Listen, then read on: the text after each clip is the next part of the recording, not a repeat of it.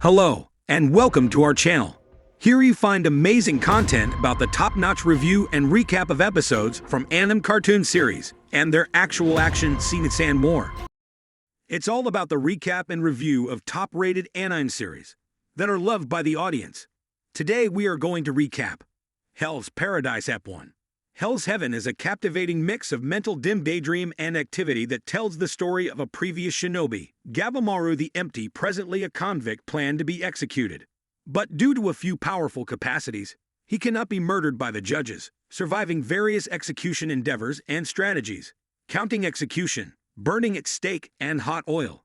Whereas he is holding up for the following unsuccessful execution, we see him conversation to a young lady who appears to be recording his story in composed frame. Here, we discover a few extra subtle elements around his history and life. Hell's Paradise opens with a gripping scene that immediately captivates the audience. An executioner stands poised with a katana, ready to behead a man named Gabimaru.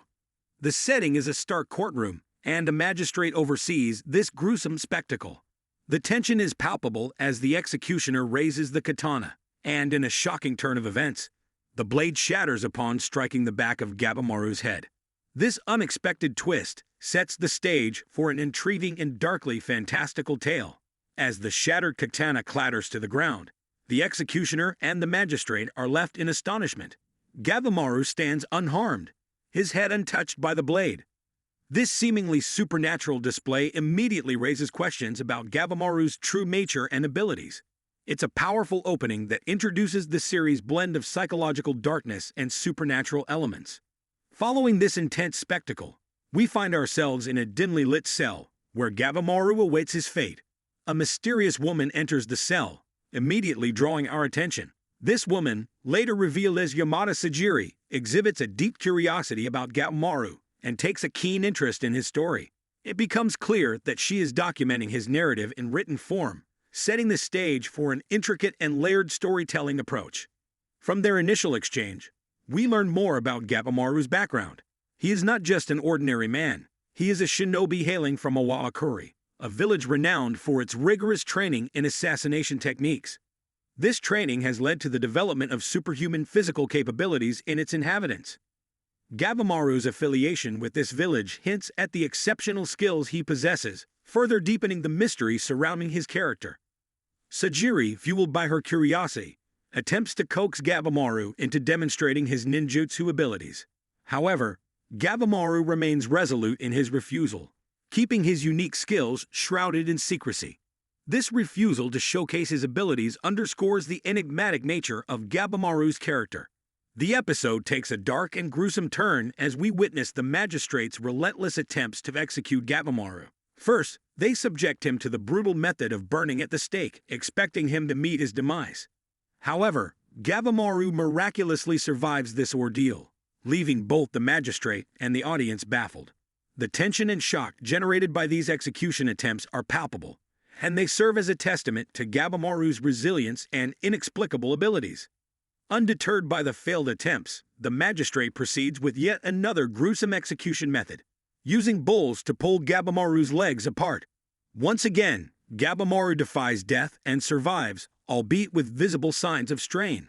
This relentless determination to survive, even in the face of agonizing torture, adds layers to Gabimaru's character.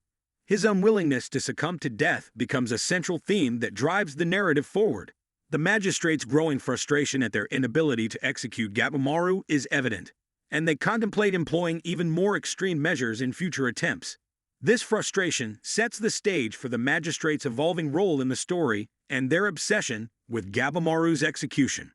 Amidst these intense sequences, we are left to ponder Gabimaru's enigmatic persona. His stoic demeanor and unwavering resilience raise questions about his motivations and what drives him to endure these brutal execution attempts. The audience becomes invested in unraveling the mysteries surrounding his character. As the story progresses, Gabimaru opens up about his tragic past. He reveals that his parents met a gruesome end at the hands of the village chief, an event that scarred him deeply.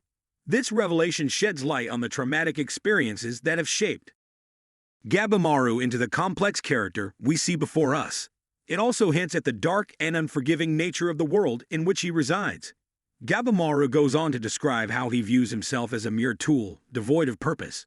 This existential contemplation adds a layer of depth to his character, highlighting his internal struggles and conflicts. It becomes apparent that Gabimaru grapples with profound questions about his identity and existence. The catalyst for Gabimaru's capture and impending execution is unveiled. He attempted to leave the village, a daring act that defied the village's strict prohibition on such departures. This decision led to betrayal by one of his own teammates, further cementing the theme of betrayal and loyalty as integral elements of the narrative. An intriguing aspect of Gabimaru's character is revealed when he discusses the reason behind his desire to leave the village. It turns out that the village chief offered him the hand of his daughter in marriage, an offer that Gabimaru found both unexpected and unappealing.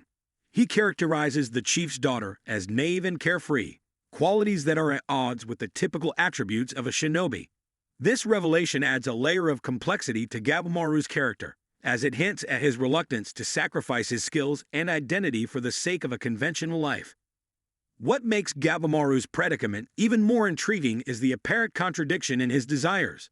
While he outwardly expresses a strong desire for death, his actions consistently demonstrate a fierce determination to survive. This internal conflict sets the stage for a character with multifaceted motivations and inner turmoil. In a pivotal moment, Gabimaru finds himself in a secluded location with Sujiri, a woman who possesses remarkable skill in the art of beheading. Sujiri's reputation as an executioner and sword tester precedes her, making her a formidable presence. This encounter escalates into a life-and-death struggle as Gabimaru attempts to escape her clutches. However, Sujiri astutely observes that Gabimaru is not being true to his feelings. She implies that there is more to his desire for life than he is willing to admit. This moment of introspection challenges Gabimaru to confront the complexities of his own emotions and motivations.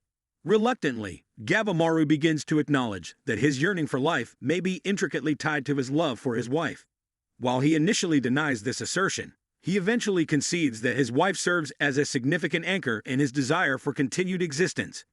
This revelation adds a poignant and emotional dimension to Gabimaru's character, as it humanizes him and highlights the power of love and connection, even in the darkest of circumstances.